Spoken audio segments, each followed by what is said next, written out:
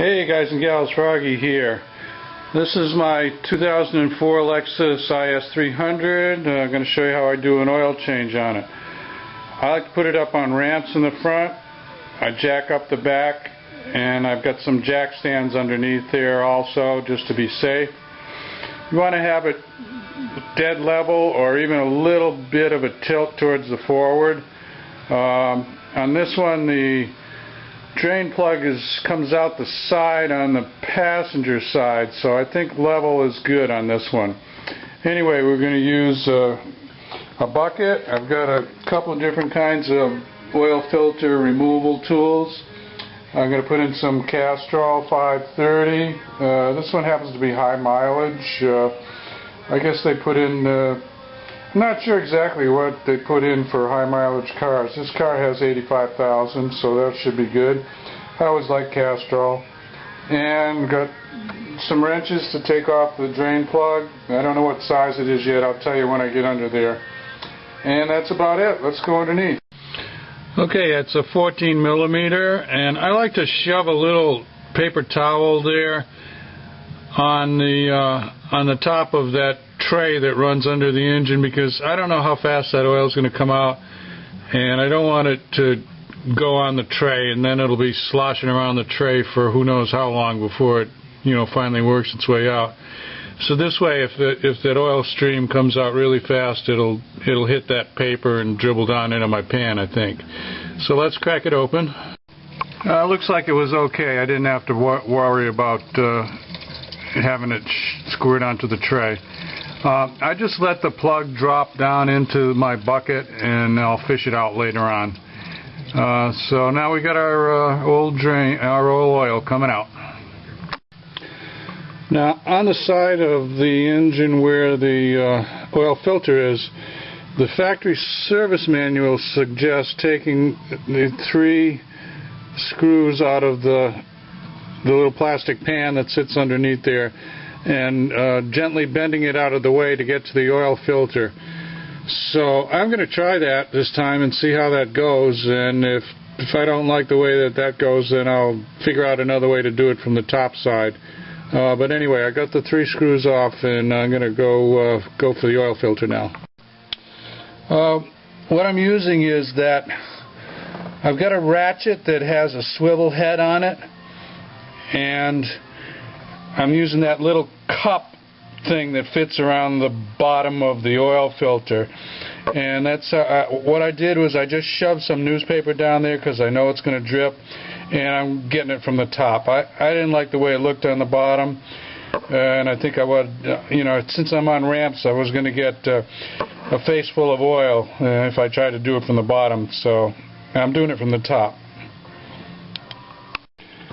Okay, I am going to show you how to snake the oil filter out the top, and I'm using a new oil filter just to show you the path. You want to lift up your tranny fluid dipstick right there. Just lift it up, give you a couple extra millimeters, and you go in this way. You go towards the back, and then you twist it around and come forward. Let me show you that again. Here. You shoot towards the back, towards the dipstick, then you give it a quick turn like that and come forward. Yeah. And then you're pretty much there. You can get past this pipe. I'm sorry, I don't know what the name of that pipe is. And then you're down there. You can see I'm all the way down there. Now I got to take the old one out first. Alright? So just pass the pipe, come up, aim it towards the back, towards the dipstick, then take a sharp hairpin turn towards the front, and you're out. Right? One more time. Towards the dipstick. Dipstick is up. Hairpin turn. Down. It's a little tight spot there. A little tight spot right there. then down towards that black pipe, and you're there. Coming up towards dipstick, take a turn, and you're up. Okay, now I gotta get that old one that's full of oil that I know it's gonna spill, so I got some newspapers down on the ground, and I got some newspapers right up near the oil filter too. So here we go, gonna get dirty. Here it's out. What I did actually, and I think I read this on the My IS forum, once it dropped off where it screws onto, I shoved a Home Depot bag down there as far as I could go, and then I just wiggled it into the Home Depot bag, and then as I came up and I twisted it a little this way and a little bit that way, any oil went in the Home Depot bag. So ta-da, it's out. And I don't think I got too big a mess. We'll look underneath. Well, there you go. Not too bad underneath. I guess I could have put my bucket under there and tried to catch it, but most of it's on the newspaper, and I'm going to clean that up a little bit, and then when I get done I'm going to shoot some brake cleaner fluid from the top down and wash it down onto some other new newspapers, and should be pretty good. I don't think it'll drip.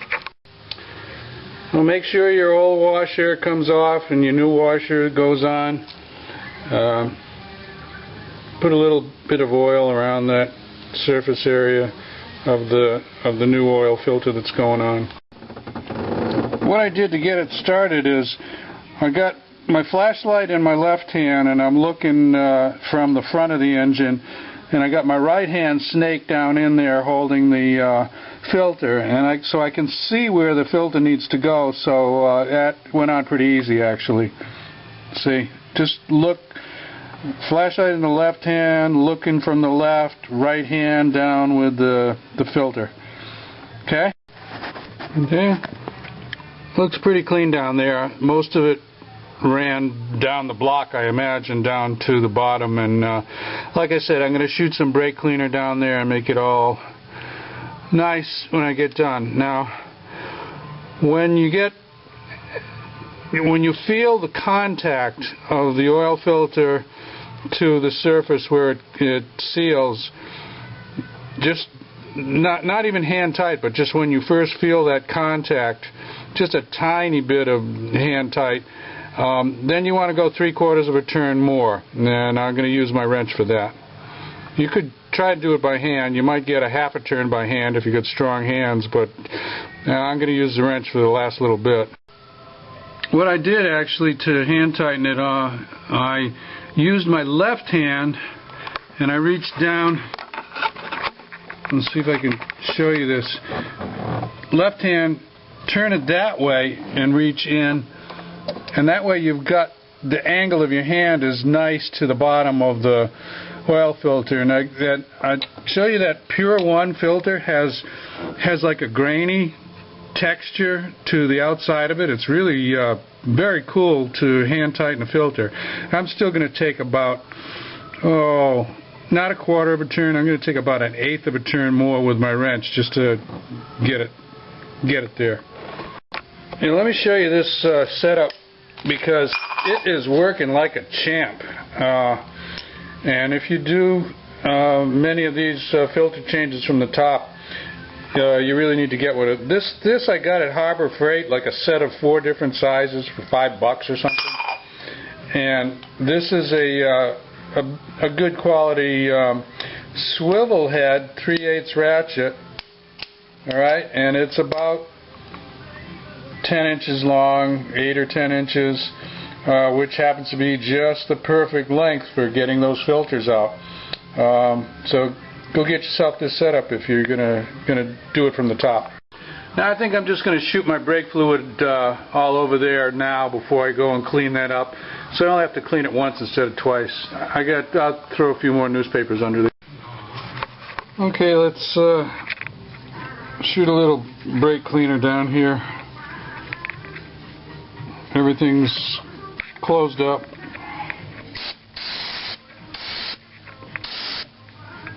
Actually, this is carbon choke cleaner.